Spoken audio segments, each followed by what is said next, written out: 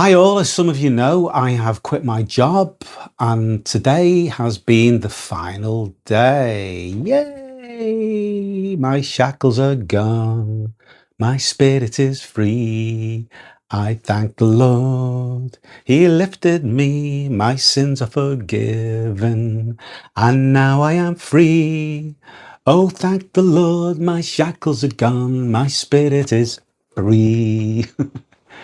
It's a little song we sing in church. So yeah, I know some of you might not be religious, but it really does sum up how I feel. I do feel free and it's a great feeling. It really is. Although it's a little bit bittersweet because I wanted to draw a line under it today completely, but I've got to go back because when I tried to drop my IT equipment off today, my laptop, my phone, my charger, my fob, my badge, they were not there. The IT department, the lights were on, but no one was at home. And I went back there 4 times. So annoying. So absolutely annoying. Nothing seems to run in a straight line, does it, guys? Nothing simple. But I will not be discouraged. I'll just go past that way on the way back from somewhere next week, hopefully, and get it dropped off. The sooner the better, really. I really want to put that place behind me. I really, really do. I mean, it was such an unhappy time. I mean, there was times when it was okay and it was tolerable and it was bearable, but just lately it just becomes so unbearable. I won't really go into what the job was, but those of you who are in an unhappy job know what I mean. I mean, gosh, it was getting to, like when you get to Sunday and you start thinking about the next day in work and you start to have that dreaded sinking feeling in your stomach. Well, I was getting that, but I was getting that on the Saturday. And in fact, it was getting so bad, I was getting it on the Friday evening, just after I'd finished work. I was already worrying about the Monday. That's how bad it was getting. And just a number of things happened. A number of events occurred, a number of situations, a number of changes happened to all just make one big disaster, really. And it got to the stage where I couldn't think straight. I couldn't do anything constructive. I was constantly worrying about it, constantly stressed, constantly anxious, and even fearful at times as well. I can't really go into what the job is. I don't think it's really appropriate at the moment, but it doesn't have to necessarily be a dangerous job, but it can be. And it was becoming more so dangerous. And I was feeling quite vulnerable and open to danger, really. And I just thought, I've got to get out. There was just one too many incidents that really told me it's time to get out. And my family were worried about me as well. And you can't sleep either. I mean, when you can't sleep, and you're constantly anxious, you're constantly worried, you feel like more and more stuff is being given to you to do. And some of it, maybe you don't understand, it hasn't been explained properly to you. And you start to feel the weight of it. And you feel silly for asking, how do we do this? Maybe you've missed something. And it just reminded me of when I was in school studying maths, really, at times where, the teacher would put an equation on the blackboard and you'd be with him to a degree. And then after a while, you'd sort of get lost a little bit and then he'd carry on moving on. And then it was too late. You were completely lost. And then you felt silly for asking anything then. Well, that's the way it was starting to feel in this job. Some of the systems that they were putting in place, you don't have to be off for a little while. I mean, I had some time off sick and I came back and I was trying to catch up, but I really felt as though I was well behind with things. Things had moved on so much. But yeah, during that time off sick, 2 months it was with a bad back, and I'm still troubled a bit with my back. But it was a good time, really. It was a blessing in disguise because it gave me time to think. And I think when you're off sick or you're off on holiday from work and it's a bad job, it gives you time to really reflect and you sort of wake up and think, this is not good for me. Because you become accustomed to a new lifestyle then whilst you're off, don't you? And you start thinking differently, you start doing things differently, and you start analysing things, looking at things afresh. And I was looking back thinking, this job is not normal, what I do. It's not good for me. It's not good for my mental health. It's not good for my family. They're worrying about me. I'm not married. I've been divorced twice. I've got children who are grown up. I've got a stepson as well.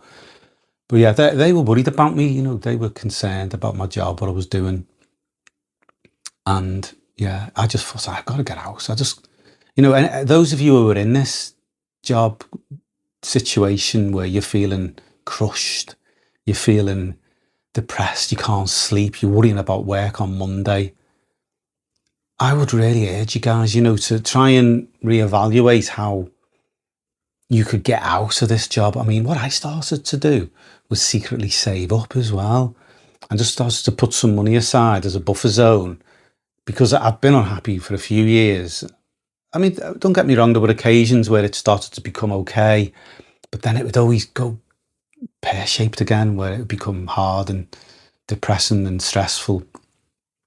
So yeah, in the background, I was saving up a little bit for a buffer zone, making some plans, and I would say do that, but I would also say look at ways of making cutbacks.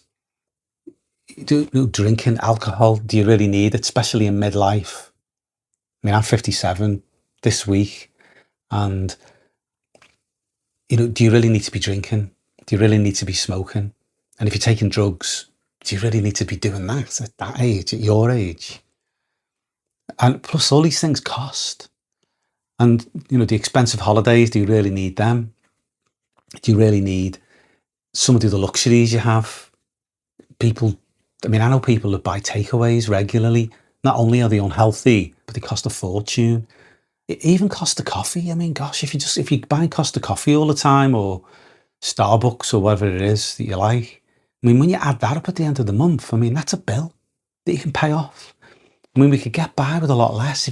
And if you're in a job that's making you unhappy and the only thing that's keeping you there is the wage, think about your mental health, think about your family, and think about how you can get out of it.